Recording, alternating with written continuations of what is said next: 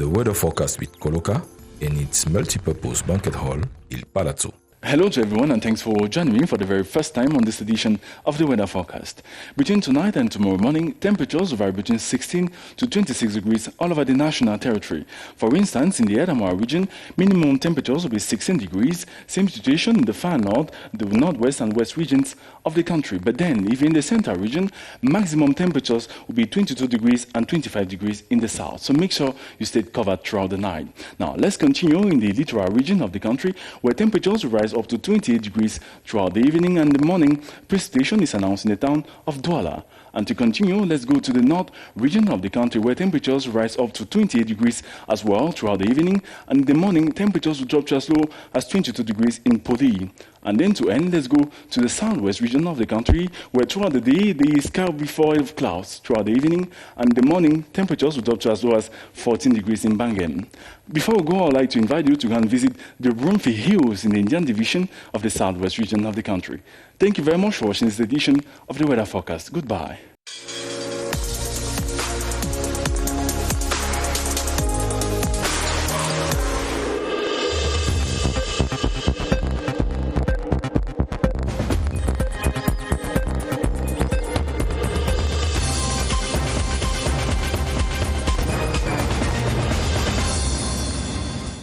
Coming up tonight, Cameroon's Minister of Communication, René Emmanuel Sadi, refutes allegations children and women were massacred in NGARBUH, stating that there were 5, not dozens, of collateral victims. He extends the president's condolences. The 45-kilometer-long Yokolena road has been temporarily received, indicating that the work is complete. Road engineers have just ended a guided visit of the facility. And the government of Cameroon reiterates the importance of national languages in stating that they are vectors of peaceful cohabitation and living together. The details now. Thanks for watching the 7:30 news on CRTV. I am Moki Edwin Kinzaka. Communication Minister René Emmanuel Sadi has described as fake the alleged killings of 22 villagers, including women and children, by defense and security forces in NGARBUH, Ndonga Mantum Division of the Northwest region. Speaking during a press conference a day after the minister delegate at the presidency of the Republic in charge of defense, Joseph Bete Asomo, established the facts, René Emmanuel Sadi conveyed President Paul Biya's condolences to the families of the dead victims. Beatrice Losamba reports. The images of what the Minister of Communication terms unbearable cruelty on social media, showing charred bodies and killings in NGARBUH village, killings which are attributed to the Cameroonian Defense Forces, has been described as fake. Government spokesperson René Emmanuel Sadi's statement, Tuesday, February 18, denied the allegations. And the government therefore strongly denies the fanciful and ungrounded accusations leveled by political activists, by sponsors of secessionist armed bands, by some non-governmental organizations and some national and international media against our defense and security forces. The minister, leaning on facts established by the Minister of Defense, revisits the scenario that fateful day in NGARBUH, Ndu subdivision of the Ndonga Mantung in the Northwest region. Alerted by the population, the defense and security forces then deployed to NGARBUH in a reconnaissance operation on Saturday, February 15, 2020. In the heat of the action, elements of our defense forces were violently attacked by a group of heavily armed individuals. During the clashes that took place, a fire broke out in a fortified shelter that contained explosives. This led to blast, followed by tongues of fire that eventually spread and reached nearby dwellings. Contrary to allegations that 20 villagers, including 14 children, had been killed, the government confirms 5 people, including a woman and 4 children, died in the blaze. The head of state and the entire nation is aggrieved, he says. Deeply regretting this unfortunate incident, in a region where the Cameroonian army is working tirelessly and without sparing any effort to bring peace and security. I wish to convey to the people, and particularly to the families affected, the most heartfelt condolences of the President of the Republic, His Excellency Paul Biya, and the comfort of the government. The Cameroonian army suffers another attack on its image through this most recent social media drama. The minister calls on the national and international community not to be fooled by what he calls untimely and unfounded statements of the accusers. He appeals for solidarity in helping Cameroon find peace rather than plunging the nation into more tensions.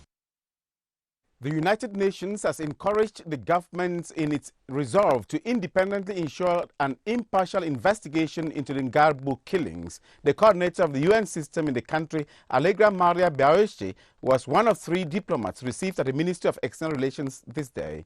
Charles Ebune was there. To extend a message of condolence from the United Nations to the victims of the NGARBUH incident in the Northwest region was one of the reasons that brought the system coordinator of the United Nations in Cameroon to the Ministry of External Relations today. The minister underscored the efforts that are being put in place by the government to try and bring back stability and peace to the different regions you mentioned, specifically in the Northwest, Southwest. The coordinator of the roughly 17 UN agencies in Cameroon also discussed decentralization and the major national dialogue with the Minister of External Relations, plus the investigation into the NGARBUH incident. The exit of the United Nations diplomat ushered in the entry of the Moroccan ambassador to Cameroon at the Ministry of External Relations. Our relations cover all areas: agriculture and banking. Earlier in the day, the new Israeli ambassador designate to Cameroon came to present true copies of his letters of credence. About 19 years ago, Isi Yanuka, who speaks 6 languages with plus 2 decades of foreign service experience, was the deputy head of the Israeli embassy in Yaoundé, and before coming to Cameroon, he was the director of international organizations and specialized agencies at the Israeli Foreign Ministry in Jerusalem. Some 120 persons suffering from eye defects in the town of Waza in the far north region are presently undergoing free surgical campaigns. The humanitarian gesture dubbed Be Against Blindness, that is aimed at improving partnership between the population and the military in combating Boko Haram terrorists, is an initiative of the Rapid Intervention Battalion of Cameroon's military. Henry Tato Ikami reports from Marwa. Mr. Adum Abba, a resident of Waza in the Logon and Shari division of the far north, lost his sight 2 years ago. After learning of the free eye surgeries carried out by the Rapid Intervention Battalion B, the 70-year-old did not miss the once-in-a-lifetime opportunity, and after resurgery, Adum regained his sight. I can see wood and houses in front of me. I am very happy because I can see again. I thank the military. He is one of the 120 persons with cataract who have and will benefit from this humanitarian gesture. In the course of the operation dubbed Be Against Blindness, other eye problems apart from cataract have been discovered. After cataract, you have presbyopia and glaucoma. That is the 3 main pathology we can find here. We decide to take around 120 patients. For the commander of Operation Alpha, this civil-military cooperation is aimed at using social weapons to combat Boko Haram. The objective is to have all the population with us to fight against Boko Haram. This campaign, to run for 4 days, is receiving full support from these authorities in Waza, who were all present at its launch. Members of the National Vote Counting Commission have ended the vote counting process of results from different divisional supervisory committees. Representatives of the different political parties present during the vote counting exercise say everything went on smoothly in strict respect of the Electoral Code. Sidonin Jokmandi reports. The National Vote Counting Commission has exhausted the 56 files from the Divisional Supervisory Commission across the national territory. All results from within the country have already been cross-checked by the 46 members of the commission. We have achieved the work. All the political parties agreed on the figures, and now we are waiting for the report, and we have discussed about the report, and everybody agree on the sentences, and now we are waiting for the signature of this report so that we can send it to the constitutional concern. According to representatives of different political parties, everything went on smoothly in strict respect of the Electoral Code. We are finished. We are preparing the report. That's why you see us coming very relaxed, because we put a secretariat in place that is drawing up the totality of all the calculations we have made into a report. The president of the National Vote Counting Commission, Justice Emile Sombe, said to pressmen and women that their final report will be officially handed over to the Constitutional Council on Friday, 22nd. The president of the Central African Republic, Faustin Archange Touadera, is on a technical stopover in Cameroon. An aircraft transporting the CAR leader landed at the Douala International Airport this Wednesday afternoon. On hand to welcome him was the Littoral Governor, Samuel Dieudonné Vahadiboa, accompanied by the SDO for the Vuri, Benjamin Boto, and CAR diplomats in the country. President Touadera leaves tonight for Brussels, where he will participate at the forum on the CAR. He is expected to invite international partners to invest in his country that is recovering from long periods of war. The president of the CAR leaves tonight for Brussels. A 17-strong Congolese delegation is in Douala ahead of the third Cameroon-Congo border demarcation mixed commission that opens tomorrow. Territorial Administration Minister Paul Atanganji leads the Cameroonian delegation in the commission, whose works fall in line with the AU resolution that all countries legally demarcate their boundaries by 2022. Our special envoy to Douala, Kilan Dandifon, reports on the arrivals. Douala International Airport Wednesday afternoon. Among the several flights landing on board the special jet is the Congolese Minister of the Interior and Decentralization, Raymond Zéverin Mbulu, leading a delegation of 17 experts in land demarcation.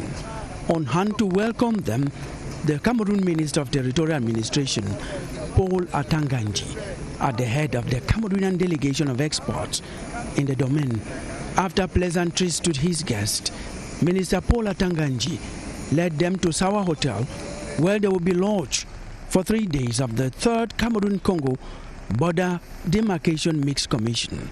The third session follows the first on May 28 to 29, 2019 in Yaoundé, and the second from July 29 to August 2 last year, while the Congolese and Cameroonian delegations proposed the putting into place of a technical committee of experts on border issues and a time frame of activities. In the first session, the second examined and approved the issues raised in the proposals. This third session in Douala is to finalize and adopt a blueprint for the commission. The 45-kilometer-long Yoko-Lena highway under construction in the Mbam and Kim division is complete and has been temporarily received by a team of officials from the Ministry of Public Works. The temporary acceptance formalities took place today after a guided visit on the road. Joyce Kimifowajo was there. Once a nightmare, today a jewel of comfort to the population. The Yoko-Lena Highway on the National Road number 15, buried in the savanna vegetation, is completed. This to the joy of all. I came from Meresh in 1980. We pushed cars from mud. We could take 2 days. Now, we can even go on foot from Yoko to Lena. It took 3 hours before from Lena to Yoko, but today it's about 45 minutes. For the provisional acceptance of the construction works, the team from the Ministry of Public Works walked the 45 kilometers long Yoko-Lena stretch with detailed explanations from the control mission and the Chinese construction company. 3 lanes at bending, double lanes on straight pavement, culvert constructed, signpost mounted, milestones implanted. But minor insufficiencies as to vertical and horizontal traffic lanes were noted and needs adjustment. We saw that the enterprise work very fine. They respect the deadline of the works, but there are some few reserves on this work about sign marks, and I think it's the major reserve on this work. The time limit is for 5 days from till now to complete. Completed in 3 years after its start in February 2017, the finished Yoko-Lena Highway is Lot 4 of the Bachengan-Tui Yoko-Lena Tibati Road, which costed the state and its partners over 23 billion CFA francs. The PUP shortened the distance from the southern part of Cameroon to the northern part by 6 hours. The Secretary of State in the Ministry of Basic Education has visited the multilingual and inclusive government primary school in Yaoundé to evaluate the effective use of mother tongue as a method of teaching. The school is one of 12 institutions in the Central region that has adopted this method. Dr. Asheri Kilo's visit today was in prelude to the International Mother Tongue Day to be observed on Friday. We have details with Rahanatu Salih. Cameroon has for the past 7 years been implementing the use of the mother tongue as a method for teaching in primary schools.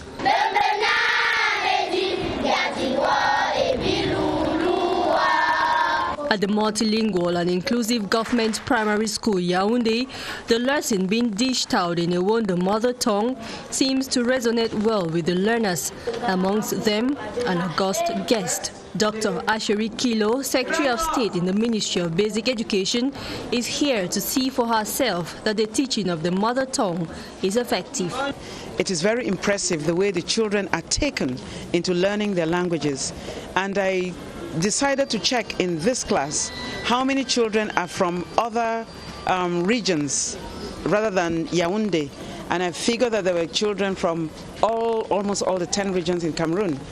The Central region alone counts 13 of such pilot schools where a national language is taught. In Cameroon, 4 regions are testing grounds with different indigenous languages promoted in the schools concerned. And from data provided, this initiative seems to be picking up steam.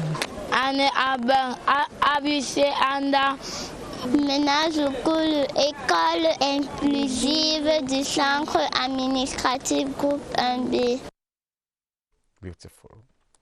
Many parents in Yaoundé have confessed that they do not teach their children the mother tongue. In the tribal marriages, the inability of parents to speak the languages themselves and the influence of multilingualism have been advanced as reasons for this failure.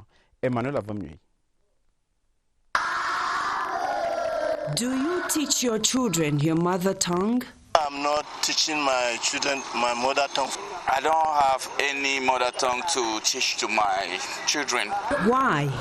I don't know how to speak because when I was children, my parents used to speak to me in French. I am in a mixed marriage, and in my situation, my wife and I speak 2 different languages, native languages. So my children try to pick what they can pick.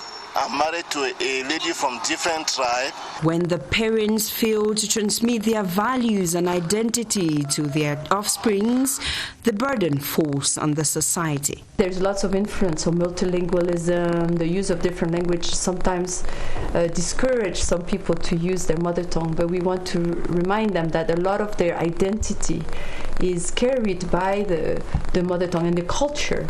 And a lot of things, they cannot explain them well in French or English. The language centers too share the brunt. We train children to better read, write and understand English and French through the use of mother tongue. For example, Ewondo.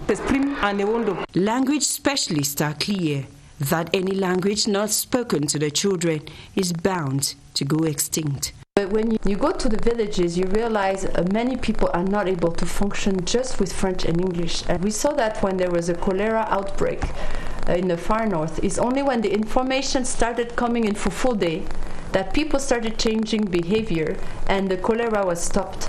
Catch them young so that they grow strong in the mother tongue. In spite of the challenges enumerated in Emmanuel Avemnyo's report, the mother tongue remains a vector of peaceful cohabitation. In Cameroon, it is very common to find nationals from different origins intermarry and from a stronger bond. That fond of it is that the intertribal marriages for some does not impede the mastery of the mother tongue. Yoti Kalelisonge reports. When you know a number of local languages, socializing is as easy as ABC. Wajona, je dis, ambassa inkele, barka mukwa, the one sadua, jamna, imbefujam. How are you? Fine, and thank you. I am a petty trader. I sell food at home and usually discuss with my customers when they come. Maimuna, a Fulani from the northwest region, and Ibrahim, an Awusa from the northern part of the country, are happily married. Language barrier is the least of their worries.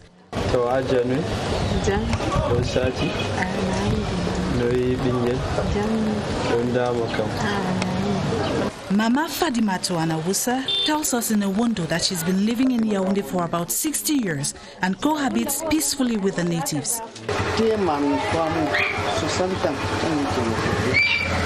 A bigger market has opened to Suleiman due to his ability to speak different local languages. I speak Hausa, Fufude, and even Yoruba at the boundary between Nigeria and Cameroon. It helps a lot in trade during the exchange of goods and services. When you master a local language, whether it's for business or religious purposes, as you have all the tribes together, either as Christians or Muslims, you can have conversations in the mother tongue. Learning a local language is almost effortless if the desire to do so is real. Mbembangoge, Eriti Veku, Hijinia Moki. Berio Yoti. We just spoke one of Cameroon's national languages there, Ilomso. Cameroon Telecommunications has unveiled its 2020 plan of action with the customer at the center of activities. While making known their plans, Camtel's Director General Judith Yasandi reiterated that a change of mentality and a mindset among her staff is imperative. Victor Sigal reports that the strategy was unveiled during a ceremony to exchange New Year wishes. The New Year wishes to the Director General of Cameroon Telecommunication, Camtel, was marked by the launch of the 2020 roadmap of the State Corporation for the new year. Two axes that we determine to implement this strategy is customer centricity, which is to put the customer at the heart of all our activities. And second axe of this strategy is change management, which is to change our mindset, to change the mindset of our collaborators and to let them understand that whatever they are doing, they have to do it in the interest of our customers.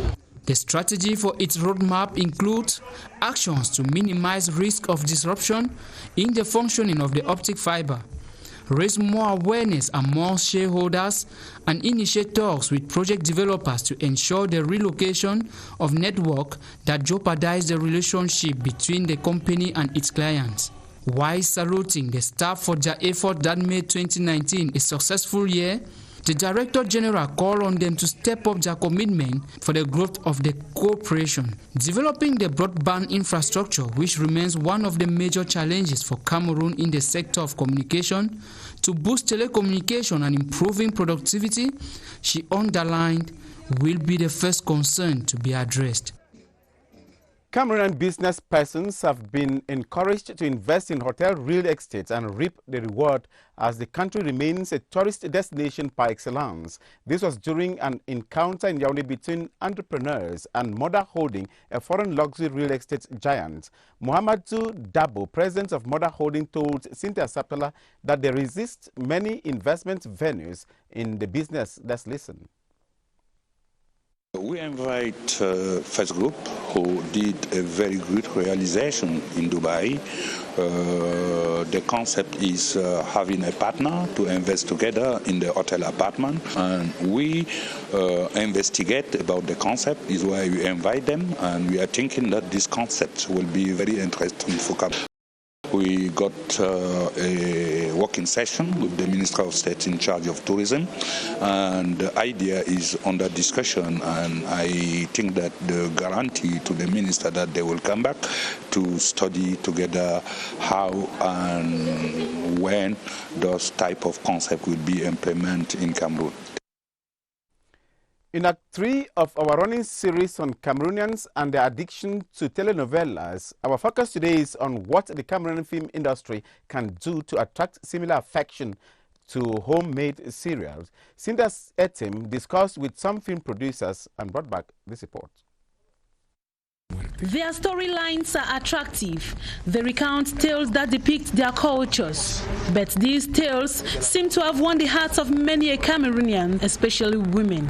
It's more of what I always called an inferiority complex. Yeah, there is actually a mindset that is cultured by many Cameroonians that they tend to like things from foreign than their own things. The question now is, can Cameroonian producers not tap from their own cultures to produce their own melodramas? To make a kind of comparison, if we are really doing films, then our films should not be like other films you get from Philippines and all of that, because film is about culture, and the Philippines, they narrate their own films based on their own culture, based on what they want to show the world about them.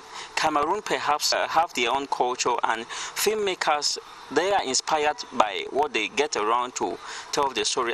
We cannot sell the culture of the other countries. We forget about the fact that our own public is Cameroonian. I'm a producer. I cannot give my money to the screenwriter to write me a movie that talks about the Occidentals, colonization, the Occidentals, Moors, and something like that. It's not possible. Other producers say it is so because they lack the necessary funding and logistics. We talk about production, we talk about distribution, we talk about acting. When you talk about telenovelas, you talk about shooting, not outdoor, but indoor. So it means that they have a lot of studios. We don't have a lot of studios here in Cameroon. Producers are therefore expected to improve on their content by producing soap operas that are enticing to the public. Some councils in the littoral region, like others in the country, already have their mayors. After special council sessions on Tuesday, February 18 for the election of mayors, 15 councils effectively had their new executives. Scholar Malakwe presents the new teams at the head of councils in Douala. Of the 15 mayors selected in councils in the littoral, 4 are women, some of whom are making their entry for the first time. In the Mongo division, Teclaire Kosong Janji was elected first ever female mayor of Manju Council. Yvonne Eyidi comes in as the new mayor from Kongsamba 3, while Felicite Manon was re-elected mayor of Ebone Council. Over in the Sanaga Maritime Division, 6 mayors were elected, with Madame Yondok Dorothée elected as mayor for Puma Council. The others include Ebwe Pierre Honoré, mayor for Mwanko, Minka Wanda Edeve for Dizange. In Dibamba, the mayor is Jeka Karl Manfred, Bantoum René is mayor for Ndom, while Bimai Simon Pierre is the new mayor for Ngambe Council. In the Vori division, the lone council that elected its mayor Tuesday is that of Douala 6 in Manoka, where Ernest Edimu has been re-elected for the third mandate. Elsewhere in the Nkam division, Betambo Diodene takes over from Tantap Diodene as mayor for Ndokbian Council.